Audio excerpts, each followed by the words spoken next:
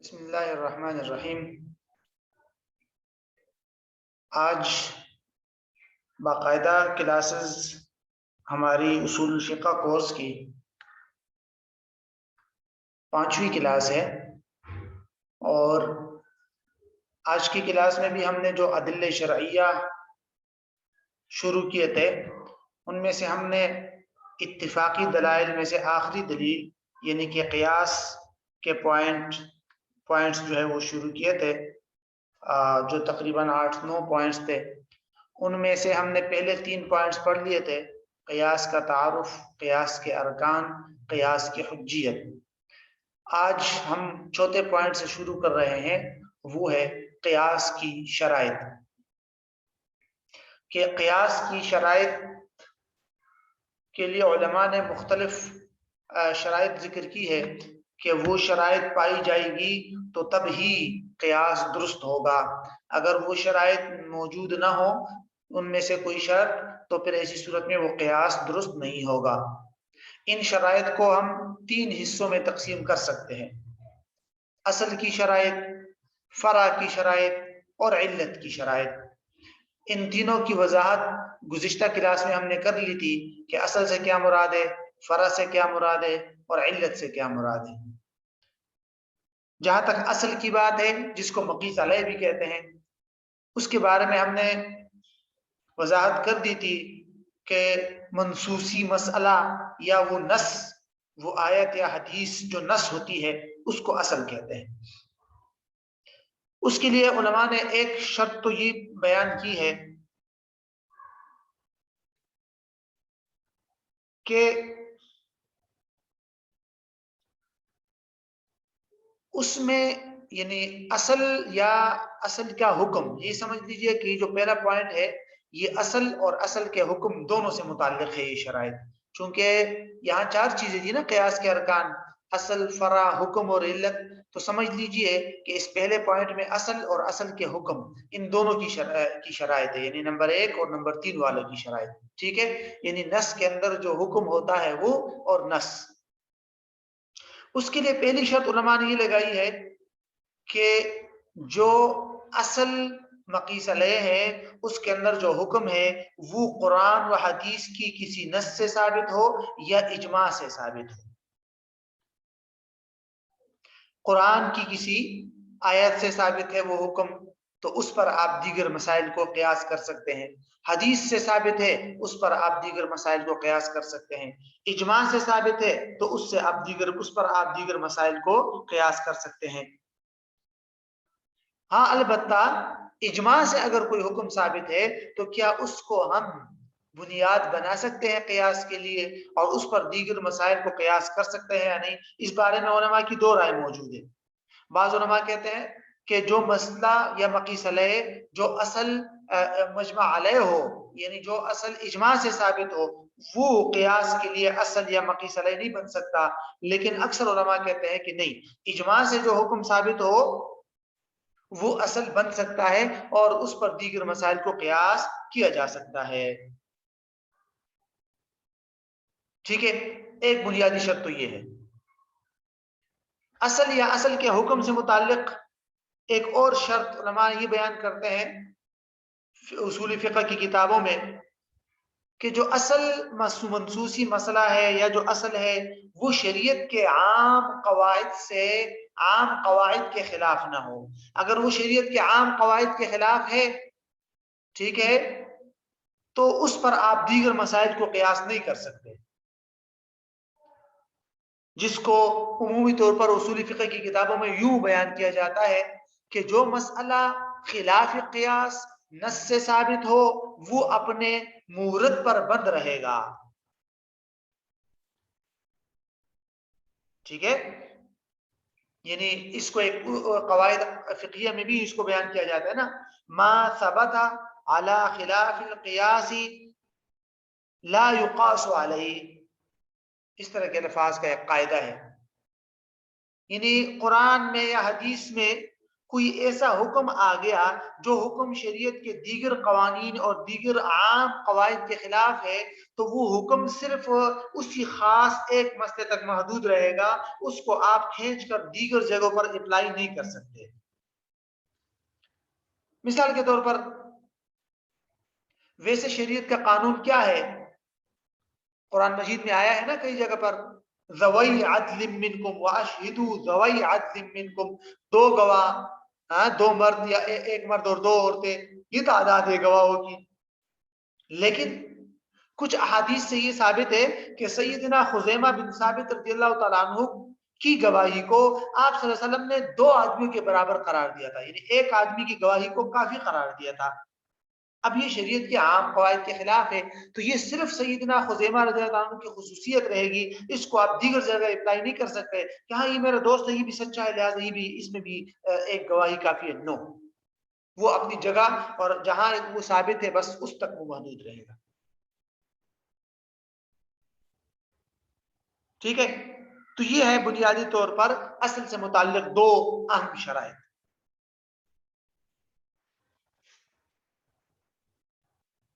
اسی طرح تیسری شرط اصل یا اصل کے حکم کے بارے میں، تیسری شرط یہ ہے کہ وہ جو حکم ہے قرآن و حدیث کے نص میں، وہ جو حکم ہے جس پر آپ کسی مسئلے کو قیاس کرنا چاہتے ہیں، وہ ایک فقہی مسئلہ ہو، یعنی عملی مسئلہ ہو، عقائد سے متعلق نہ ہو۔ ٹھیک ہے، قرآن سے یا حدیث سے یا اجماع سے جو مسئلہ ثابت ہے اور جس پر آپ دیگر مسائل کو قیاس کریں گے، تو ضروری ہے کہ وہ مسئلہ کیا ہو؟ شرعی اور عملی مسئلہ ہو، کوئی اعتقادی مسئلہ نہ ہو۔ یہ بھی علماء ایک شرط لگاتے ہیں۔ ٹھیک ہے، تین شرائط ہو گئی اصل یا اصل کے حکم سے متعلق۔ چوتھی شرط یہ ہے کہ اصل یا نص سے جو حکم ثابت ہو رہا ہے وہ حکم معقول المعنی ہو۔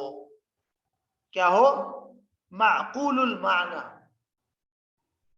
معقول المعنی کا کیا مطلب ہے؟ معقول المعنی کا مطلب یہ ہے کہ بھئی قرآن و حدیث سے جو حکم ثابت ہو رہا ہے اس کی علت عقل کو سمجھ آ جائے، اس کی علت جو ہے وہ سمجھ میں آ جائے۔ کیوں؟ اگر کسی مسئلے کی علت آپ کو معلوم نہیں ہے تو آپ کیسے قیاس کریں گے؟ قیاس کے لیے تو بنیادی ارکان میں سے ایک اہم رکن علت ہے، جس کو آپ دیگر جگہ تلاش کرتے ہیں، ملتی ہے تو وہاں بھی حکم اپلائی کرتے ہیں۔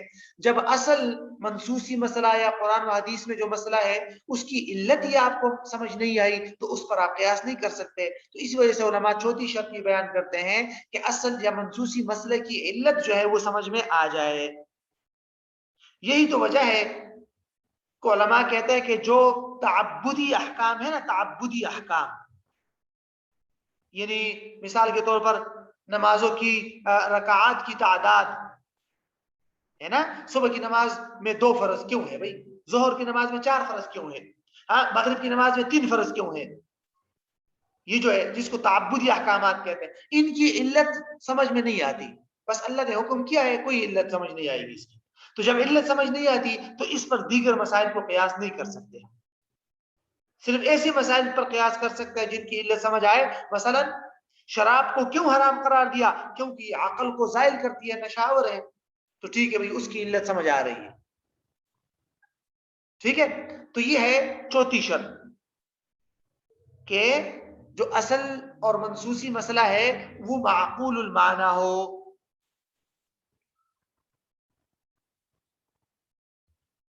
تو بنیادی طور پر یہ چوتھی شرط ہے۔ یہ 4 اہم شرائط ہے جو اصل یا اصل کے حکم سے متعلق ہے۔ ٹھیک ہے، پہلا جو ہے وہ کیا تھا؟ پہلی شرط کا خلاصہ کیا تھا کہ وہ نص یا اجماع سے ثابت ہو وہ حکم، اور دوسرا یہ تھا کہ وہ شریعت کے عام قواعد کے خلاف نہ ہو، یعنی کہ خلاف قیاس نہ ہو۔ ٹھیک ہے، اور تیسری شرط کیا تھی کہ وہ نہیں، چوتھی شرط تھی معقول المعنی، اور تیسری شرط تھی کہ وہ عملی مسئلہ ہو۔ تو یہ 4 اہم شرائط ہے اصل یا اصل کے حکم سے متعلق۔ اب آتے ہیں ہم فرع سے متعلق شرائط کہ قیاس کے اندر جو فرع ہوتا ہے، فرع کے بارے میں نے آپ کو بتایا تھا، فرع کا مطلب ہوتا ہے وہ مسئلہ جو آپ کے سامنے آیا اور قرآن و حدیث میں وہ مسئلہ واضح طور پر موجود نہیں ہے، کسی آیت یا حدیث میں یا علماء نے اس پر واضح طور پر اجماع نہیں کیا، ایسا نیا مسئلہ ہے، ٹھیک ہے، تو اس کو کیا کہتے ہیں؟ فرع۔ فرع کے لیے علماء مختلف شرائط کا تذکرہ کرتے ہیں، مثلا 3 اہم شرائط ہے۔ ایک شرط تو یہ ہے کہ وہ جو فرع ہے وہ قرآن و حدیث کی کسی نص سے ثابت نہ ہو، اگر نص سے ثابت ہے وہ تو پھر فرع نہیں ہوا، اگر نص سے ثابت ہے تو پھر وہ فرع سے پھر تو وہ فرع نہیں ہوا بلکہ وہ تو پھر اصل میں چلا جائے گا، جیسے ہم نے پیچھے پڑھا تھا۔ تو اس وجہ سے کہتے ہیں کہ جو فرع ہے وہ قرآن و حدیث کی کسی نص سے ثابت نہ ہو، تب ہی تو وہ فرع بنے گا۔ دوسری شرط، فرع کے اندر اصل مسئلے کی علت موجود ہو، مثلا قرآن و حدیث میں جو مسئلہ واضح طور پر پایا گیا ہے اس کی علت جو موجود آپ نے نکالی ہے وہ علت فرع کے اندر پائی جائے تب حکم اپلائی ہوگا نا۔ مثلا آپ کے سامنے اگر جو ہے عام کیا مشروب پڑا ہے تو اس پر آپ شراب کا حکم اپلائی نہیں کر سکتے، کیوں؟ کیونکہ شراب کی علت اس میں موجود نہیں ہے، ٹھیک ہے، لیکن کوئی اور مشروب اگر آپ کے سامنے آ گیا جس میں نشہ ہونا ہے، نشہ ہے، تو پھر آپ اس پر حکم اپلائی کریں گے۔ تو مطلب یہ کہ فرع کے اندر اصل اور منصوصی مسئلے کی علت بھی موجود ہو، اگر بغیر علت کے قیاس کیا جائے، فرع کے اندر اصل والے مسئلے کی سرے سے علت ہی نہیں ہے تو اس کو پھر قیاس مع الفارق کہتے ہیں، یہ غلط قیاس ہے۔ اور تیسری شرط جس کو بعض علماء نے ذکر کیا ہے وہ یہ ہے کہ بھئی فرع جو ہے وہ تاریخ کے اعتبار سے اصل اور منصوصی مسئلے سے مقدم نہ ہو، یعنی یہ ضروری ہے کہ پہلے منصوصی مسئلہ وجود میں آیا ہو اور اس کے بعد فرع وجود میں آیا ہو تاکہ ہم فرع کو اصل پر قیاس کریں۔ اگر ایسے ہوا کہ پہلے فرع وجود میں آ گیا اس کے بعد منصوصی مسئلہ آیا تو وہاں پر قیاس کرنا درست نہیں ہے۔ فقہائے حنفیہ عمومی طور پر اس کی وہ مثال دیتے ہیں نا کہ بھئی بعض لوگ جو یہ کہتے ہیں کہ وضو کے اندر نیت ضروری ہے، ٹھیک ہے، وضو کے اندر کیا ضروری ہے؟ نیت۔ اب یہ فرع ہے، اس کو وہ قیاس کرتے ہیں تیمم پر کہ تیمم میں بھی نیت ضروری ہے تو وضو میں بھی نیت ضروری ہے، تو وضو ہو گیا فرع اور تیمم ہو گیا اصل۔ تو وہ حنفیہ فرماتے ہیں کہ وضو کا حکم تو ہجرت سے پہلے ہوا تھا اور تیمم تو ہجرت کے بعد آیا ہے، تو اصل بعد میں ہے اور فرع جو ہے وہ پہلے سے وجود میں آ چکا ہے، لہٰذا یہ قیاس درست نہیں۔ 12، اب تیسری قسم کی شرائط دیکھتے ہیں، علت کی شرائط۔ علت کی وجہ آپ نے علت کی شرائط کو اچھی طور پہ ذہن میں رکھنا بہت ضروری ہوتا ہے۔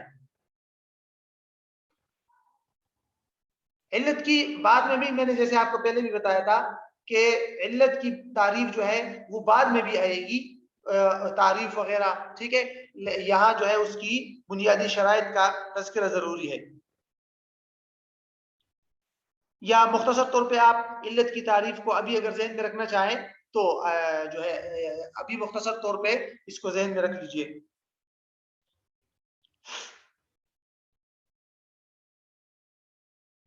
اصول فقہ میں باقی تعریف انشاءاللہ تفصیلات بعد میں پڑھیں گے۔ اصول فقہ میں علت کا مطلب ہوتا ہے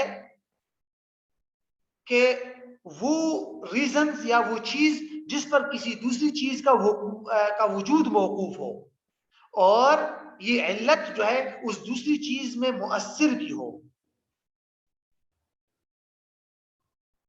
ٹھیک ہے، یعنی مثلا وہ چیز یا وہ ریزن جس پر حکم شرعی کا وجود موقوف ہو، اگر وہ چیز نہیں ہوگی تو شرعی حکم نہیں پایا جائے گا، یعنی السبب الذي يبنى عليه الحكم،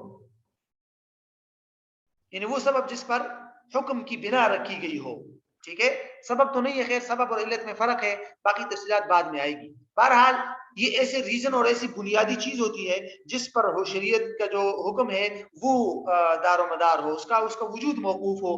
اگر یہ علت نہیں ہوگی تو حکم بھی نہیں ہوگا۔ باقی تفصیلات انشاءاللہ بعد میں علت سے متعلق، کہ علت اور شرط اور سبب میں کیا فرق ہے، علت اور حکمت میں کیا فرق ہے، وہ انشاءاللہ آگے آئے گا۔ تو علت کی شرائط کیا ہے؟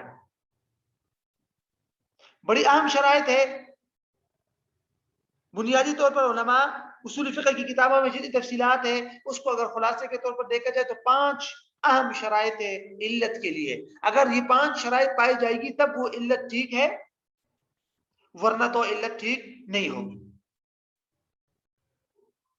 ٹھیک ہے، پہلی شرط اصول فقہ میں کہتے ہیں کہ پہلی شرط یہ ہے کہ وہ علت جو ہے وہ وصف ظاہر ہو۔ علت کیا ہے؟ ایسی چیز ہے جو وصف ظاہر ہو۔ وصف ظاہر کا کیا مطلب ہوتا ہے؟ وصف کے ظاہر ہونے کا کیا مطلب ہے؟ تو علماء کہتے ہیں کہ وصف کے ظاہر ہونے کا مطلب یہ ہے کہ کوئی ایسا ریزن یا کوئی ایسی صفت ہے جو اصل اور فرع میں دونوں میں اس کا پایا جانا ممکن ہو یکساں طور پہ۔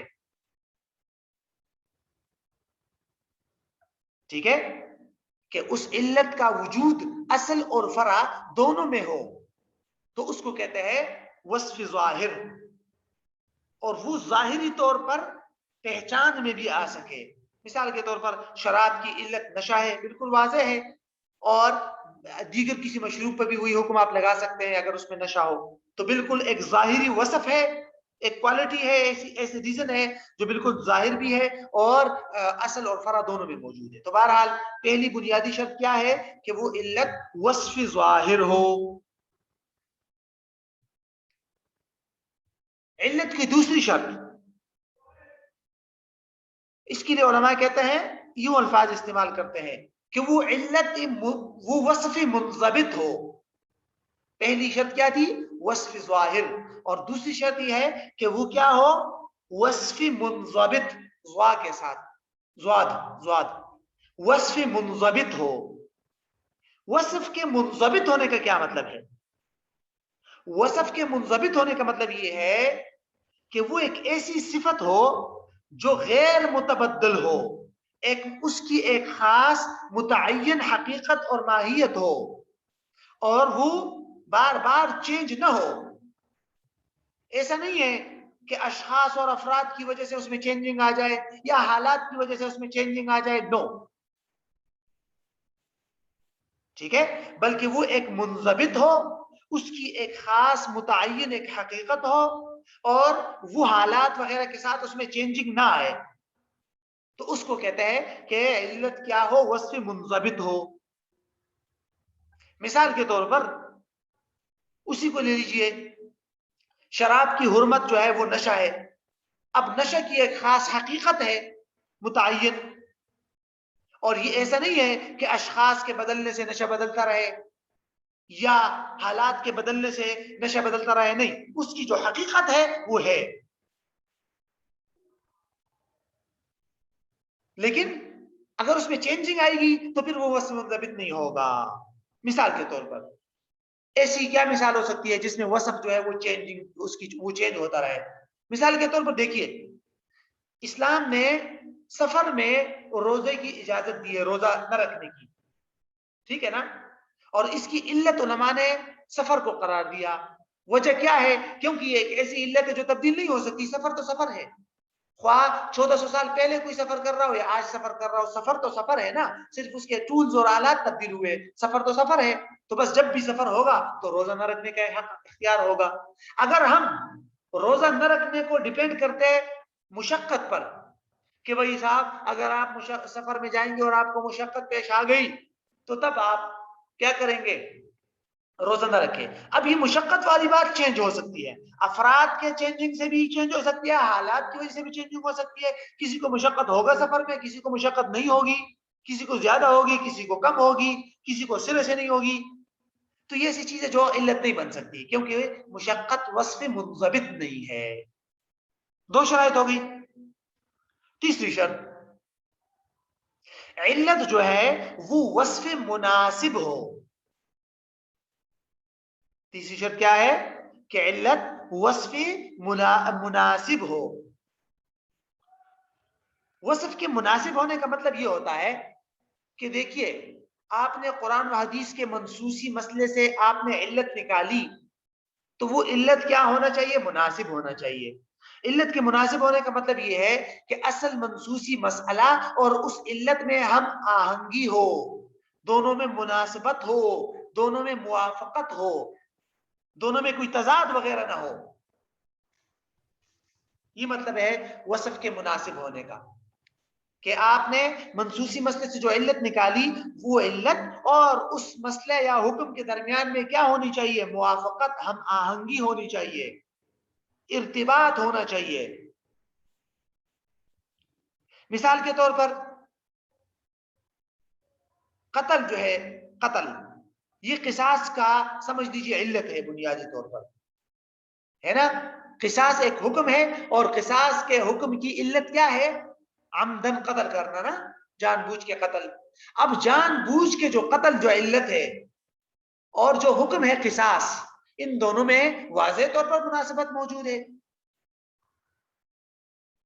ٹھیک ہے، کیونکہ قصاص کے مقاصد میں یہ ہے نا کہ لوگوں کو قتل و قتال سے روکا جائے، تو لوگ جو ہے جب آپ قصاص لیں گے تو لوگ قتل وغیرہ سے رک جائیں گے، تو وہ جو مقاصد ہے وہ بھی حاصل ہو جاتے ہیں. تو بہرحال قتل اور قصاص، عمدن قتل اور قصاص کے درمیان میں موافقت موجود ہے. اگر آپ قصاص کی علت کچھ اور نکالیں گے، روح کا نکلنا یا کسی آلے کا استعمال یا اس طرح کی چیز، تو اس میں پھر موافقت نہیں ہوگی. بسا اوقات پھر جو ہے وہ علت حقیقی طور پر مقاصد کی تکمیل نہیں کرتا. تو بہرحال یہ تیسری شرط تھی کہ وہ وصف مناسب ہو. چوتھی شرط یہ ہے کہ وہ علت جو ہے وہ وصف متعدی ہو. علت کیا ہو؟ وصف متعدی. وصف متعدی کا کیا مطلب ہے؟ مطلب یہ ہے کہ اصل منسوسی مسئلے سے جو آپ نے، اصل حکم سے جو آپ نے علت نکالی ہے، اس علت کو آپ فرع میں تلاش کر کے وہاں اپلائی کر سکے. اگر وہ علت ایسی ہے کہ جو صرف اصل اور منسوسی مسئلے تک محدود ہے، اس کو آپ دیگر جگہوں پر اپلائی نہیں کر سکتے، منتقل نہیں کر سکتے، تو وہ علت پھر علت نہیں ہے حقیقی معنوں میں.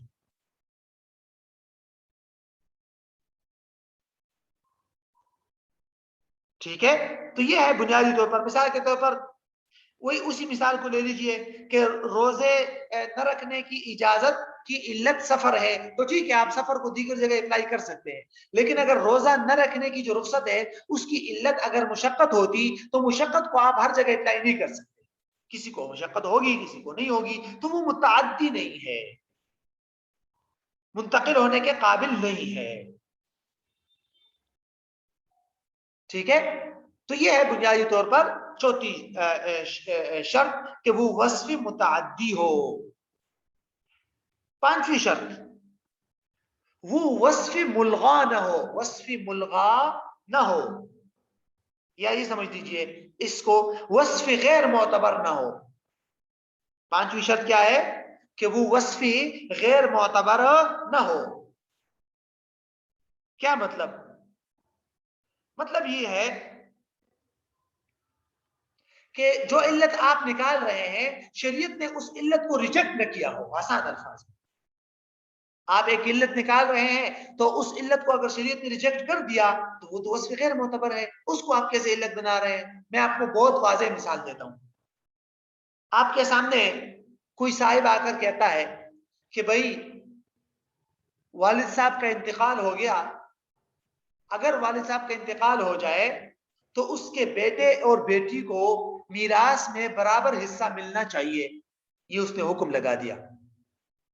کیا کہہ دیا اس نے؟ کہ بیٹے اور بیٹی کو برابر حصہ ملنا چاہیے. اور ہم نے اس سے پوچھا کہ علت کیا ہے بھائی، کیا دلیل ہے آپ کے پاس؟ کیونکہ ایک ہی باپ کے بیٹے ہیں، ہے نا؟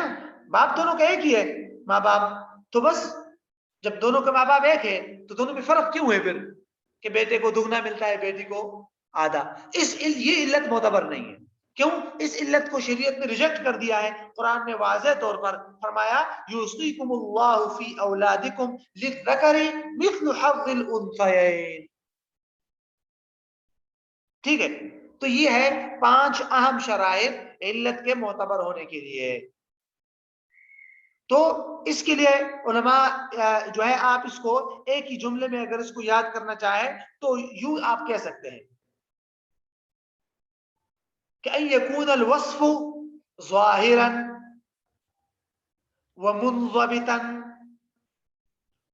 ومناسبا ومتعدیا وان لا يكون ملغا یا وان لا يكون غیر معتبر. تو یہ 5 شرائط ہو جائے گی علت کے درست ہونے کے لیے. اچھا جی، اب ہم آتے ہیں ایک اور بات کی طرف. یہ بڑا اہم پوائنٹ ہے، اس کو آپ سمجھ سکتے ہیں. یہ 5واں پوائنٹ کہ علت اور حکمت میں کیا فرق ہے. علت کی تعریف میں دوبارہ دوہرا دیتا ہوں کہ ما یبنا علیہ الحکم وجودا، وہ چیز جس پر شرعی حکم کا وجود ڈیپینڈ کرتا ہو. اگر علت موجود نہیں ہوگی تو شرعی حکم بھی موجود نہیں ہوگا. اگر علت موجود ہوگی تو تب شرعی حکم موجود ہوگا. ٹھیک ہے، یہاں 2-3 باتیں میں آپ کو بتاؤں گا، یہ بہت ضروری ہے اور بہت ہی سمجھ لیجیے اہم ہے. ٹھیک ہے، تو علت کی تعریف تو ہمیں سمجھ آ گئی، چلے. لیکن علت اور حکمت کا بھی ایک لفظ ہوتا ہے نا. تو علت، پہلی بات تو آپ یہ سمجھ لیجئے کہ علت اور حکمت میں کیا فرق ہے. یہی جو 5واں پوائنٹ یہاں آپ کے سامنے موجود ہے، یہ بہت ضروری ہے. ٹھیک ہے، دیکھیے ذرا سمجھیے. علت کی تعریف تو آپ کے سامنے آ گئی نا. حکمت کس کو کہتے ہیں؟ حکمت جو ہے نا، یہ دراصل احکام شرعیہ کے پیچھے جو مقاصد اور جو لوگوں کے مصالح پنہا ہوتے ہیں، جن کو شریعت نے مد نظر رکھا ہوتا ہے، ان مصلحتوں اور ان دنیاوی فوائد کو کیا کہتے ہیں؟ حکمت.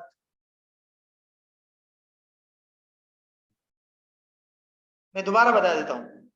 دیکھیے اللہ تعالیٰ نے جب شرعی احکامات بتائے ہیں نا کہ نماز پڑھے، فلاں وقت میں ظہر کی نماز پڑھے، زکوٰۃ ادا کرے، ٹھیک ہے، یہ جو سارے احکامات شریعت نے بتائے ہیں، ان احکامات کے پیچھے لوگوں کی مصلحتیں موجود ہے. شریعت نے ان احکامات میں لوگوں کی مصالح کو پورا کیا ہے. مصالح کا مطلب ہوتا ہے لوگوں کی دنیاوی فوائد کو بھی مد نظر رکھا ہے اور لوگوں سے تکلیفات اور مشقتیں اور ضرر کو دور کیا ہے. تو ایسی جو مصلحتیں ہوتی ہیں نا، دنیاوی فوائد آپ اس کو کہہ سکتے ہیں، ان کو کہتے ہیں حکمت. جس طرح علماء کہتے ہیں نا کہ نماز کی ہے، وضو کی ایک حکمت یہ ہے کہ اس سے جو ہے فلاں فائدہ حاصل ہوتا ہے، یہ بیماری نہیں ہوتی، بدن صاف ہوتا ہے، اور اس طرح یہ بیماری سے بھی انسان کو ہوتا ہے. تو یہ جو چیزیں ہوتی ہیں نا، یہ جو دنیاوی اغراض اور دنیاوی مقاصد، دنیاوی مصالح ہوتے ہیں شرعی احکامات کے پیچھے، ان کو کہتے ہیں حکمت. اچھا جی، اب یہ ہو گئی حکمت. تو اب علت اور حکمت میں کیا فرق ہوا؟ علت اور حکمت میں سب سے بنیادی فرق یہی ہوا کہ شریعت کے احکامات کا دار و مدار اور شریعت کے احکامات جو ڈیپینڈ کرتے ہیں وہ علت پر کرتے ہیں. کہ علت موجود ہوگی تو حکم موجود ہوگا، ورنہ تو نہیں ہوگا. اگر علت موجود نہیں ہے نا تو آپ حکم وہاں نہیں لگا سکتے. لیکن حکمت پر شرعی احکامات ڈیپینڈ نہیں کرتے. حکمت پر شرعی احکامات ڈیپینڈ نہیں کرتے. ایسا نہیں ہے کہ آپ کہیں کہ بھئی نماز کی ایک فائدہ اور حکمت یہ ہے کہ بھئی اس سے ورزش ہو جاتی ہے تو میں تو ویسے بھی ورزش کرتا ہوں، وہ حکمت مجھے مل گئی لہذا نماز نہیں. نو، شرعی احکامات کا دار و مدار حکمتوں پر نہیں ہے، علتوں پر ہے. اس کی ایک وجہ ہے، اگر آپ سمجھے تو وجہ یہ ہے نا کہ دیکھیے حکمت تو ایک پوشیدہ چیز ہے. کچھ لوگوں کو سمجھ آئے گی، کچھ کو نہیں آئے گی. کچھ کا ذہن ایک کہے گا یہ حکمت ہے، کچھ کا ذہن کہے گا یہ حکمت ہونی چاہیے. ٹھیک ہے، تو اس میں اختلاف ہو سکتا ہے. تو پھر تو شرعی احکامات ایک کھلونا بن جائیں گے. میں آپ کو ایک بڑی مثال بتاتا ہوں. ایک انسان نے کسی دوسرے کو جان بوجھ کر گولی مار دی اور اس کو قتل کر دیا. ٹھیک ہے نا؟ علت پائی گئی، جان بوجھ کر قتل کرنا یہ علت ہے، اور اس کا حکم ہے قصاص. لہذا اس قاتل سے قصاص لیا جائے گا، یہ شریعت کا حکم ہے. تو جو شریعت کا حکم تھا قصاص لینا، یہ ڈیپینڈ کرتا ہے اسی علت پر، وہ ہے کسی کو قتل کرنا. لہذا اب اس کو قصاصاً قتل کیا جائے گا قاتل کو. یہ تو شریعت نے قصاص کو ڈیپینڈ کر دیا علت پر. اب یہاں اس کے پیچھے اگر آپ حکمتوں کو دیکھتے تو کچھ لوگوں کا ذہن کہے گا کہ بھئی ایک آدمی مر گیا، آپ قصاصاً دوسرے کو کیوں قتل کر رہے ہیں؟ یہ تو حکمت کے خلاف ہے، ایک کے بجائے دو مر جائیں گے. اب وہ کہے گا کہ بھئی حکمت کا تقاضا یہ ہے کہ قاتل سے قصاص نہ لیا جائے، اس قاتل کو قتل نہ کیا جائے. تو اس کا ذہن یہ کہے گا. اچھا جی، ادھر سے میرا ذہن کچھ اور کہے گا. میں کیا کہوں گا؟ میں کہوں گا نہیں، قاتل کو قصاصاً قاتل کو قتل کرنا چاہیے. کیوں؟ اس لیے تاکہ دوسرے لوگوں کو فائدہ ہو جائے اور دوسرے لوگوں کو پتہ چل جائے کہ بھئی کسی کو قتل کرنا اتنا بڑا گناہ ہے، کہ اتنا بڑا جرم ہے کہ اس میں قاتل کو بھی پھر قصاصاً قتل کیا جائے گا. لہذا معاشرے سے قتل و غارت گری ختم ہو جائے. لہذا یہ حکمت ہے اور یہ تقاضا کرتی ہے کہ قصاص لیا جائے. اب یہ دیکھیے دوسری رائے آ گئی. اس میں تیسری رائے بھی آ سکتی ہے کہ بھئی نہیں، وہ والی سزا دی جائے، پھانسی نہ دی جائے، وہ والی. اس طرح کر کر کے مختلف حکمتیں سامنے آ سکتی ہے. اب کس پر آپ کیا کریں گے؟ تو اس لیے شریعت نے بتایا کہ احکام کا دار و مدار حکمتوں پر نہیں ہے، علت پر ہے. اسی وجہ سے فقہا ایک قاعدہ ذکر کرتے ہیں نا، وہ ضابطہ ہے کہ الاحکام تربط بعللها لا بحکمها. الاحکام تربط بعللها لا بحکمها. کہ احکام جو ہے وہ اپنی علتوں کے ساتھ مربوط ہوتے ہیں، حکمتوں کے ساتھ مربوط نہیں ہوتے. ٹھیک ہے، یہ والی بات سمجھ آ گئی. یہ تو ہماری والا کا بات کمپلیٹ ہو گئی کہ علت اور حکمت میں کیا فرق ہے. لیکن یہاں ایک اور بات بھی آپ نے ذہن میں رکھنی ہے. علت، یہ جو لفظ ہم نے علت پڑھا، چونکہ اس کی بات آ گئی ہے تو چلے دو اہم اصول سمجھ لیجئے علت کے بارے میں. دو بہت اہم اصول ہے، اس کو ذرا سمجھیے. ایک اصول تو یہ ہے کہ میں نے آپ کو بار بار ایک جملہ بولا. کیا بولا میں نے؟ کہ شرعی احکامات ڈیپینڈ کرتے ہیں علت پر. اگر علت موجود ہوگی تو شرعی حکم ہوگا، اگر علت نہیں ہوگی تو شرعی حکم وہاں اپلائی نہیں ہوگا. یہ میں نے بتایا نا، علت کی یہی تو تعریف ہے.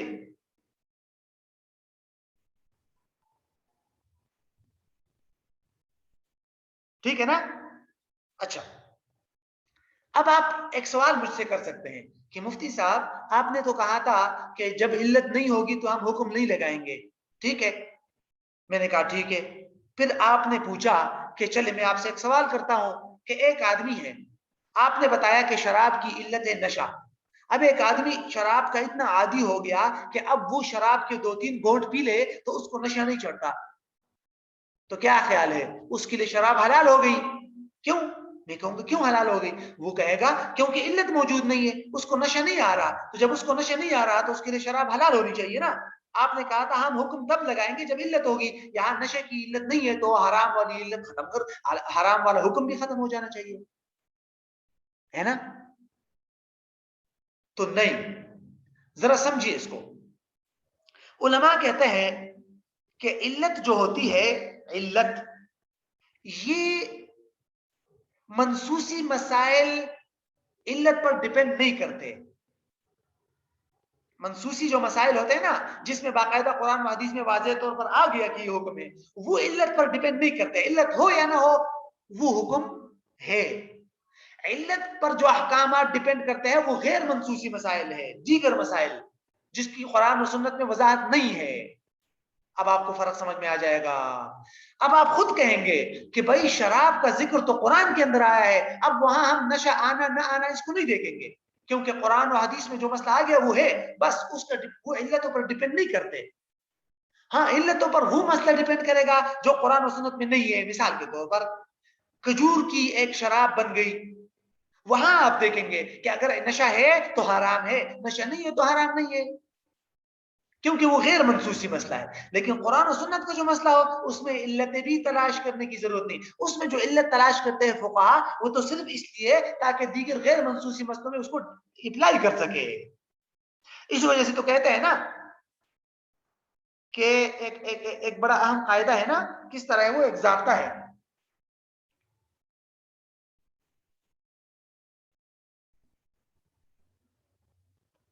علت کے لیے نا، علت کے لیے بڑا اہم ضابطہ ہے کہ العلت لتعدیت الحکم لا، اس طرح ایک میرے ذہن سے نکل رہا ہے، بڑا اہم قاعدہ ہے علت کے بارے میں،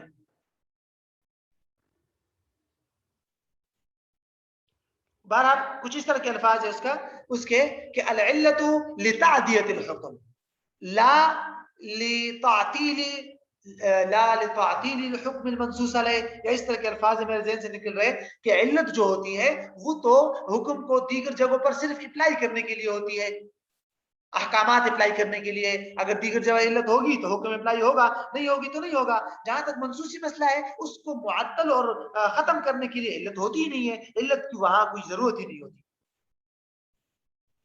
تو یہ ہے بنیادی طور پر ایک اہم اصول، اور دوسرا جو اصول ہے وہ تقریباً پچھلی شرائط میں آ گیا، میرے ذہن میں آیا تھا لیکن اس کی یہاں کوئی ضرورت نہیں ہے، کہ علت جو ہے ایسا وصف ہونا چاہیے جو ظاہر اور منضبط ہو، یعنی اس کو متعین کیا جا سکے، ایسا نہیں ہے کہ وہ چینجنگ قبول کرتا رہے۔ تو بہرحال یہ بات بھی آپ کو بتانی تھی، وہ جو علت سے متعلق ضابطہ تھا وہ میں آپ کو پھر بتا دوں گا۔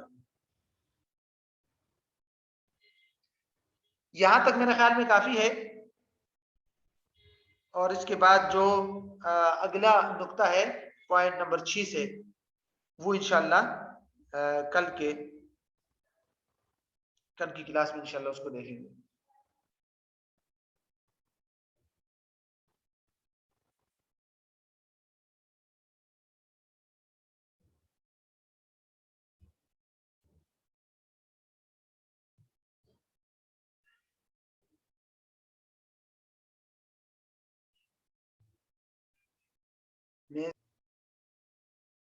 وہ ضابطہ اس طرح ہے کہ النص يحتاج الى التعلیل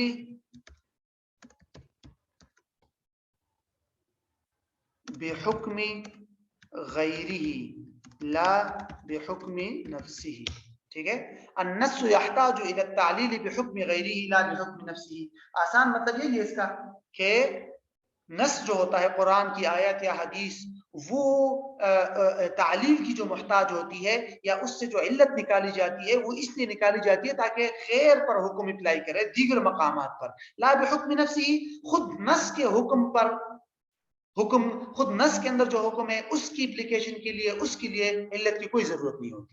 مثلا قرآن کی آیت میں موجود ہے کہ شراب حرام ہے، اب شراب کی حرمت کے لیے علت کی کوئی ضرورت نہیں ہے، علت کی جو ضرورت ہے وہ شراب کے علاوہ دیگر مشروبات کے لیے ہے، اس لیے وہ شراب والی آیت سے ہم نے وہ علت نکالی۔ تو بہرحال یہ بڑے اہم پوائنٹ ہے، اس کو ذہن رکھیے گا۔ یہ آگے تینوں پوائنٹ بھی بڑے اہم ہے، مسالک علت، علت سبب شرط اور علامت، قیاس کی اقسام، یہ تینوں بڑے اہم، انشاءاللہ کوشش کریں گے کہ اس کو مکمل کریں۔